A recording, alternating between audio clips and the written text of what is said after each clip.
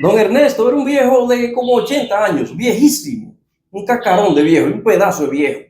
Y él estaba en su casa ahí, porque siempre vivió ahí tranquilo, limpiando un baúl que él tenía.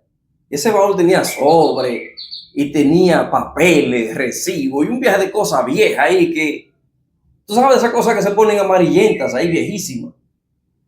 Ahí encontró un sobre misterioso. Y ese sobre decía, con unas letras como gastadas así, porque oye, eso es viejísimo lo que había ahí. Para mí mismo, cuando sea viejo.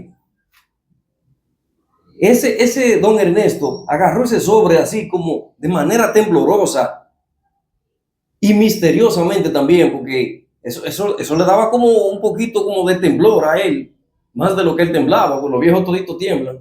Ese sobre, como que para mí mismo, cuando yo sea viejo. La cuestión es que él se sentó en una silla, despacito, ahí lentamente, a leer ese sobre y se dio cuenta de que esas letras, es verdad que eran las de él mismo. Es como que se le había olvidado que él había escrito hace 60 años más o menos atrás, cuando él tenía como 20, que él había escrito eso que vamos a leer ahora mismo. Él se sentó y comenzaba así la carta.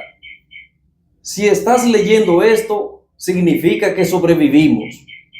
¡Wow! Dijo, oye, ese sonrió. Sí, porque al parecer, es como que entre esas líneas, como que daba a entender que ese joven que había escrito eso, como que estaba vivo. Él como que escuchaba la voz de ese joven, que era el mismo, entre tantos años. Y siguió leyendo. ¿Qué hicimos en la vida? Viajamos, nos divertimos, cumplimos nuestras metas. Ahí, don Ernesto echó una risa porque habían algunas metas que se habían cumplido, pero otras como que no. Entonces, él recordaba no el tiempo de haber como conseguido dinero, eso no. Él se quedó pensando en los buenos momentos que pasó con las personas que amó. Sí, porque fueron muchas personas que tuvieron con él ahí. Y seguía diciendo aquellas líneas. Y tuvimos suerte en el amor. Me casé con una mujer blanca, una mujer morena, alta, chiquita. ¿Y cuántos hijos yo habré tenido con ella? ¿Cuántos hijos tuvimos? No lo sé. Tú eres el que sabe. Y el viejo se sonrió porque era como una conversación con él mismo a través del tiempo. Él sabía cuántos hijos había tenido. Seguía diciendo la carta. Y una pregunta más importante. ¿Y mamá? ¿Cómo está nuestra madre? Si murió, ¿la abrazaste? ¿Le diste mucho cariño?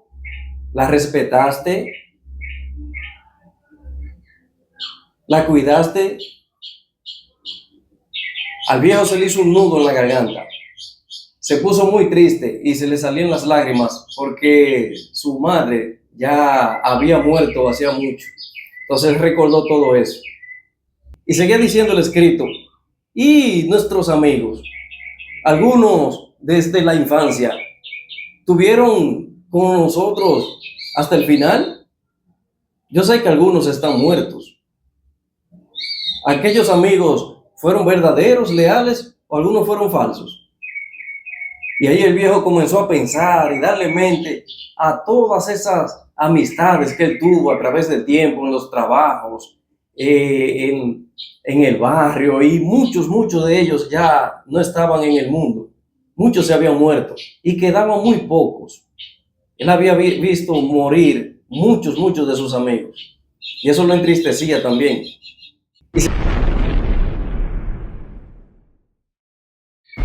Y ya para concluir esta carta, te voy a hacer esta pregunta a mí mismo del futuro cuando sea viejo.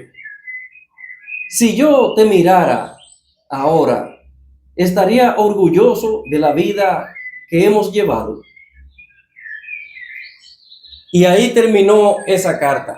El viejo tembloroso así, entre lágrimas, pensando que era él mismo y como que él se veía a sí mismo cuando él era joven. Él se recordaba de ese muchacho y viendo esas fotos y esa sabiduría de él haber escrito eso para cuando él era viejo.